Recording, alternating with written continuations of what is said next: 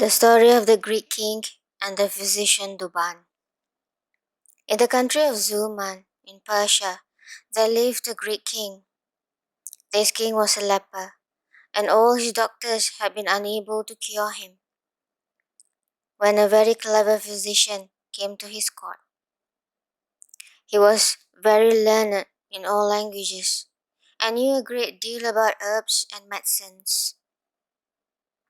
As soon as he was told of the king's illness, he put on his best robe and presented himself before the king. "Sire," said he, "I know that no physician has been able to cure your majesty. But if you will follow my instructions, I will promise to cure you without any medicines or outward application." The king listened to this proposal. "If you are clever enough to do this," he said, "I promise to make you and your descendants rich forever." The physician went to his house and made a polo club, the handle of which he hollowed out and put in it the drug he wished to use. Then he made a ball, and with these things he went the next day to the king. He told him that he wished him to play at polo. Accordingly, the king mounted his horse and went into the place where he played. There, the physician approached him with the bat he had made, saying, "Take this, sire, and strike the ball till you feel your hand and whole body in a glow.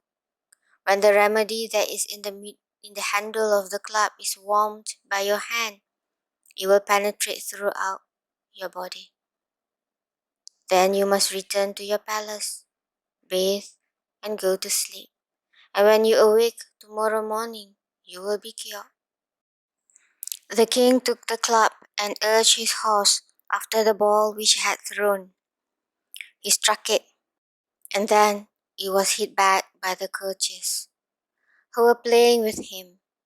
When he felt very hot, he stopped playing and went back to the palace, went into the bath, and did all the physician had said. The next day, when he arose, he found, to his great joy and astonishment, that he was completely cured. When he entered his audience chamber, all his courtiers, who were eager to see if the wonderful cure had been effected, were overwhelmed with joy. The physician Douban entered the hall and bowed low to the ground. The king, seeing him, called him and made him sit by his side and showed him every mark of honor. The evening he gave him a long and rich robe of state and presented him with 2,000 sequins. The following day he continued to load him with favors.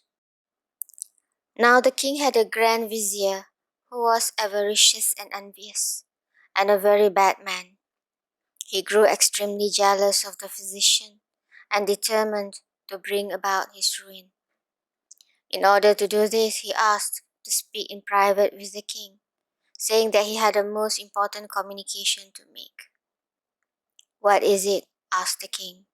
"Sire," answered the grand vizier, "it is most dangerous for a monarch to confide in a man whose faithfulness is not proved. You do not know that this physician is not a traitor, come here to assassinate you." "I am sure," said the king, "that this man is the most faithful and virtuous of men. If he wished to take my life, why did he cure me? Cease to speak against him. I see what it is. You are jealous of him. But do not think that I can be turned against him. I remember well what the vizier said to King Sinbad, his master, to prevent him from putting the prince, his son, to death."